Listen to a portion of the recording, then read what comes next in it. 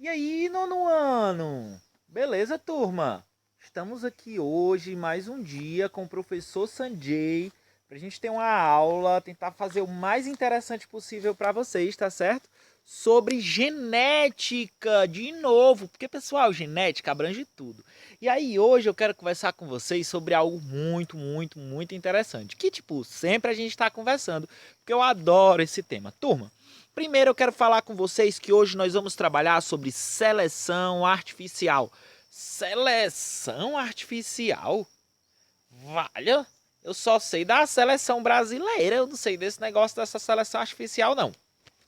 Esquece seleção brasileira, tem nada a ver com isso. Tem mais a ver, sabe com o quê? Com cachorro, com vaca, com plantas, com tudo isso. Turma, existem, tá?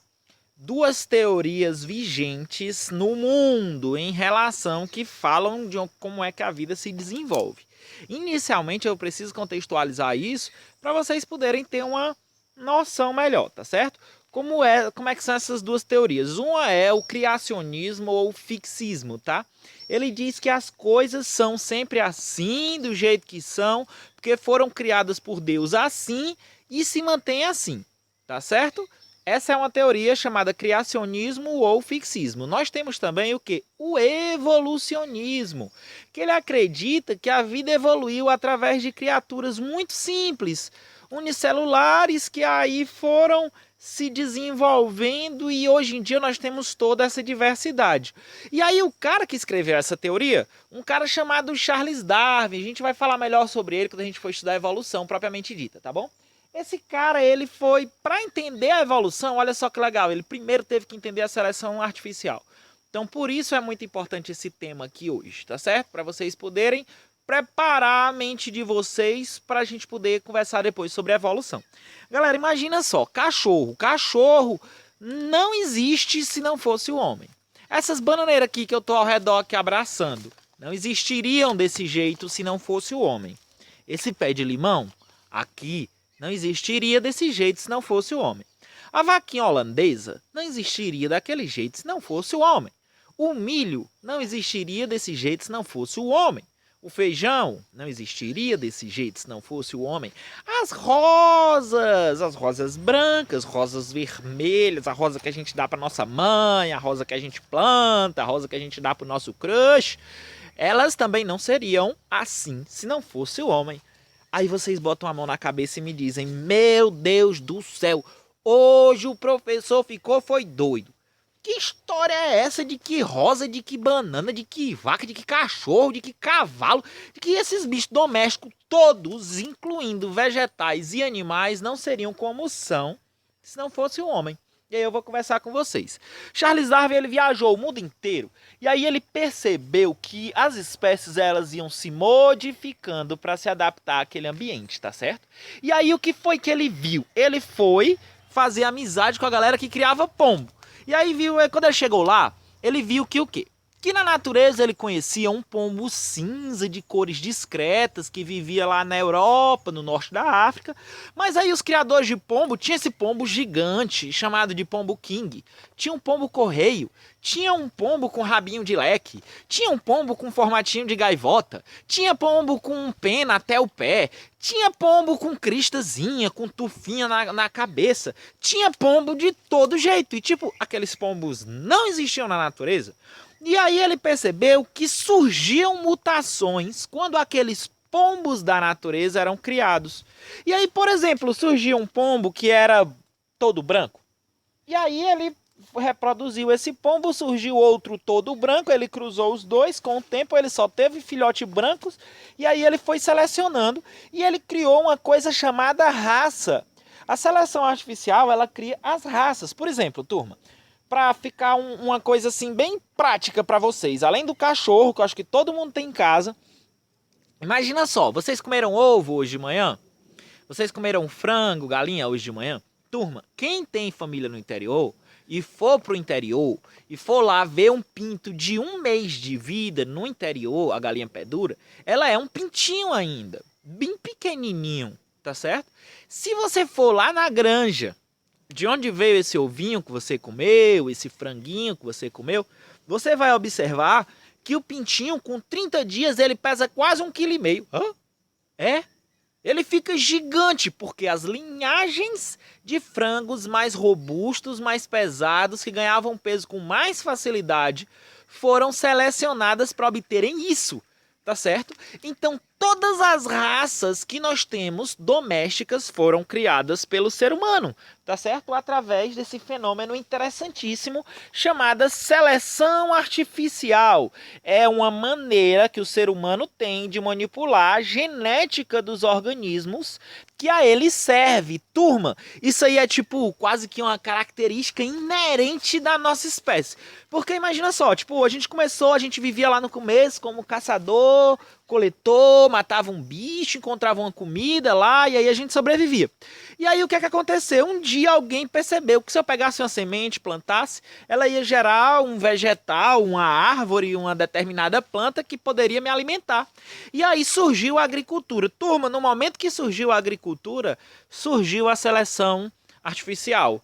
Professor, os índios faziam seleção artificial? Faziam. Essas bananas que estão aqui, que vocês estão vendo bananal, foi selecionada pelos índios. O milho que vocês estão comendo um chilito aí, provavelmente me assistindo, me dá um fandangos aí, ô Jonas. Vai, Marcos, divide esse negócio. Ó, o milho também foi selecionado pelos índios. O feijão também foi selecionado pelos índios, tá certo? Pessoal, tão louco, que tipo os índios tinham cachorro. Os incas, tá? Eu falo índios como nativos americanos, tá certo? Que eu não os diferencio assim, são só povos diferentes. Os incas, que são aqui da Cordilheira dos Andes, os caras vivem lá, tipo, num lugar muito frio.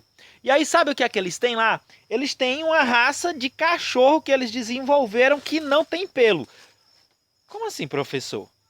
É frio e o cachorro não tem pelo? Professor, tá certo.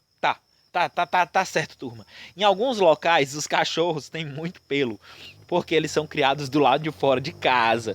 Por exemplo, no norte, eles puxam trenó, eles precisam ter muito pelo.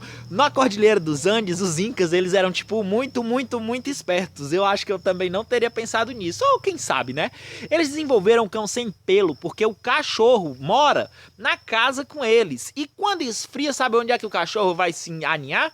Onde é que ele vai se proteger? Na cama dos nativos. E aí lá nessa cama, ele aquece. E aí quando o Inca vai se deitar, a cama tá quentinha. Imagina só que loucura isso, tá certo? As nossas vacas que são criadas, vaquinha holandesa, né? Essas vaquinhas que dão bastante leite na natureza, elas são animais imensos, tá? O ancestral das vacas que existem hoje, ainda existe, um desses ancestrais existe na Índia. Tá certo? É um tipo de touro imenso, assim, de uma espécie de um bicho parecido com uma vaca, só que já não é propriamente dito uma vaca, como um cachorro. Se você olhar para o meu pinche, você vai ter certeza que não é um lobo. Mas lá no passado, a tataravó da Funéria, que é o nome dela, era um lobo. A funéria é uiva? Ah, a funéria é uiva. A funéria tem comportamentos parecidos com o lobo ainda? Muitos, tá? Muito instintivo. Mas ela não é mais um lobo. Ela já foi selecionada através de milhares de gerações. Pessoal, é muito importante a gente entender esse aspecto de como o homem pode manipular nas espécies, tá certo? Transformando essas espécies em variedades, em raças tão distintas que você... acho que dificilmente ia acreditar, se você não soubesse, que um dog alemão imenso e um pincher são tipo, todos vêm do lobo, né? É difícil, tipo São Bernardo e tudo isso vem do lobo. E isso, turma, imagina, em pouco tempo o homem consegue fazer tantas raças. Na natureza, isso acontece toda hora. É isso que explica a evolução. Na natureza está acontecendo todo momento, o ambiente e a seleção relacionada com a sobrevivência e a seleção também sexual feita pelas fêmeas, ela vai devagarinho modificando as espécies, né? E transformando elas em espécies novas. Por esse motivo, por exemplo, nas ilhas, você vai encontrar espécies completamente únicas, que você não vai encontrar em outro lugar. Por quê? Por exemplo, para finalizar aqui a nossa ideia e a nossa aula, aqui todo mundo conhece iguana, né? Tem gente que chama de camaleão. Esse bicho chegou provavelmente com uma ilha de vegetação, é uma ilha flutuante que sai dos rios durante o inverno. Ele foi preso nessa ilha e chegou até um arquipélago chamado Galápagos. Lá esse bicho, alguns foram viver no interior e viraram iguanas terrestres muito robustos, acostumados a comer as plantas que tem lá, bem secas, espinhosas.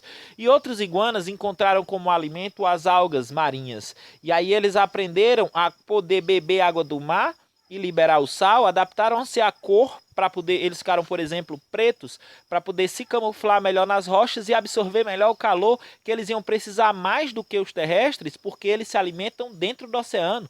Então eles precisam estar bastante aquecidos para poderem entrar naquela água fria e se alimentar, tá certo, turma? A seleção artificial é o caminho perfeito para vocês entenderem a evolução. A evolução é linda, tá? Pessoal, muito obrigado. Estou feliz de estar aqui hoje com vocês. Até semana que vem.